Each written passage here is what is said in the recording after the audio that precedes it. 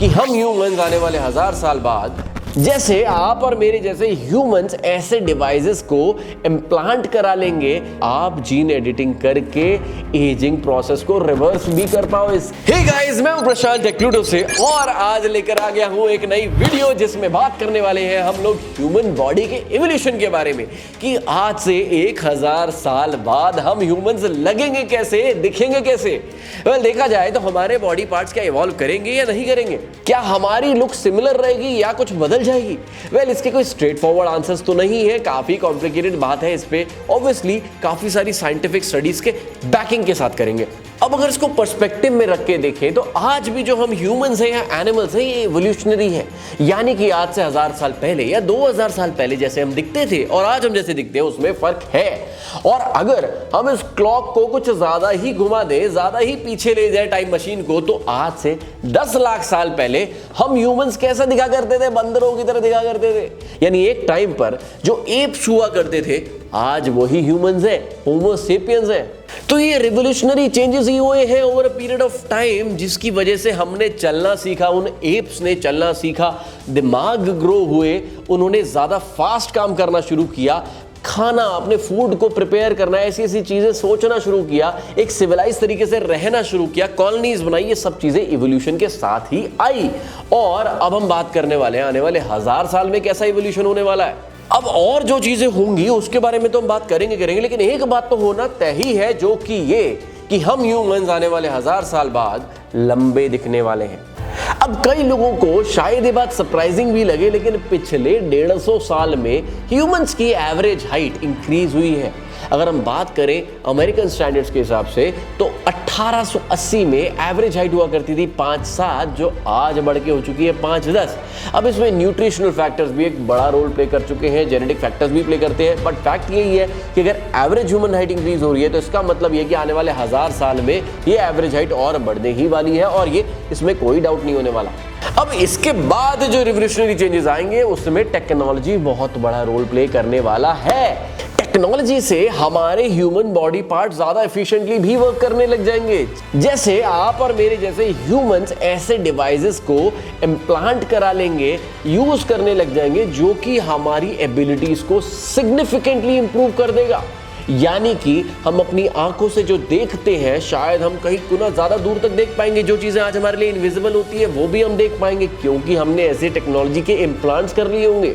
हम ऐसी ऐसी चीजें अपने इन्हीं कानों से सुन पाएंगे जो शायद पहले कभी नहीं सुन सकते थे, क्योंकि हमने ऐसे इम्प्लांट्स कर लिए होंगे। इसी डायरेक्शन में इसी टाइम पर रिसर्च भी चल रही है बायोनिक आईज के ऊपर। University of Oregon United states के अंदर इस टेक्नोलॉजी पर काम चल रहा है। साइंटिस्ट का मानना है कि बायोनिक आईज के थ्रू एक ऐसा इंसान जो आज देख नहीं सकता इस दुनिया में, वो भी देख पाएगा। अगर मैं कुछ चीजें नहीं देख सकता, मैं वो देख पाऊंगा, जैसे कि इंफ्रारेड रेस के थ्रू या फिर एक्स रेस की जो जरूरत पड़ती है चीजों को देखने के लिए, जो हम नॉर्मल ह्यूमन आई से नहीं देख सकते, वो हम देख पाएंगे अपनी नॉर्मल ह्यूमन आई से। इमेजिन करके देखो अब ये बात। इनफैक्ट साइंस एंड टेक्नोलॉजी इतने लेवल पर एडवांस हो जाएगी कि हमारे जेनेटिक्स ऐसी पावरफुल रेसिस्टेंस बिल्ड कर लेंगे कि उनकी इम्यूनिटी इतनी स्ट्रांग होगी कि कोई भी अभी के डिजीजेस जिसके बारे में हमारी अवेयरनेस है, चाहे एड्स हो, जितने भी ऐसे लाइफ थ्रेटनिंग डिजीजेस हैं, उन सब के अगेंस्ट हमारी इम्यूनिटी बहुत ही स्ट्रांग हो जाएगी। इनफैक्ट हम शायद अपने खुद के जीन्स और डीएनए को कंट्रोल भी कर पाए। अब जो ये क्रिस्पर टेक्नोलॉजी है, इसका मिरेकल, ये क्रिस्पर टेक्नोलॉजी यानी कि जीन एडिटिंग टेक्नोलॉजी, इसका मिरेकल यहाँ ही सिर्फ एंड नहीं होता। साइंटिफिक कम्युनिटी का एक बड़ा स्ट्रॉन्ग ओपिनियन है कि भैया शायद आप जीन एडिटिंग करके एजिंग प्रोसेस को रिवर्स भी कर पाओ। इसका मतलब आज से 1000 साल बाद शायद 50 या 60 साल की उम्र में आप यूथ माने जाएंगे, यंग माने जाएंगे। शायद इंसान की एवरेज एज 100 से भी ऊपर चली जाए, ये भी हो सकता है। यस, अब जैसे हमारी ह्यूमन रेस आगे बढ़ेगी, फ्यूचर में हमारी इवोल्यूशनरी स्टोरी सिर्फ अर्थ तक तो रह भी नहीं जाएगी, मार्स पर भी पहुंच जाएगी। अब मार्स ही क्यों?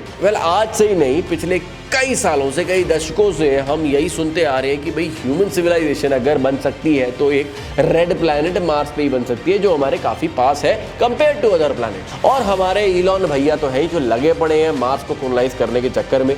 तो आने वाले 1000 साल में तो जरूर ये हो सकेगा कि मार्स पे एक कॉलोनी एस्टैब्लिश हो जाए, शायद एक नहीं उससे भी ज्यादा कॉलोनीज एस्टैब्लिश हो जाए। इस पे हमने एक वीडियो भी बनाई है। अगर आपको लगता है कि मार्स पे कॉलोनाइजेशन एक स्टूपिड आइडिया है, मतलब कर भी ले तो भी एक बेवकूफ़ी भरा ही आइडिया है, तो आपको ये वीडियो जरूर देखनी चाहिए। आई बटन में भी जाके देखें आप हमारी वो वीडियो, हमने इसी पे वीडियो बनाई है।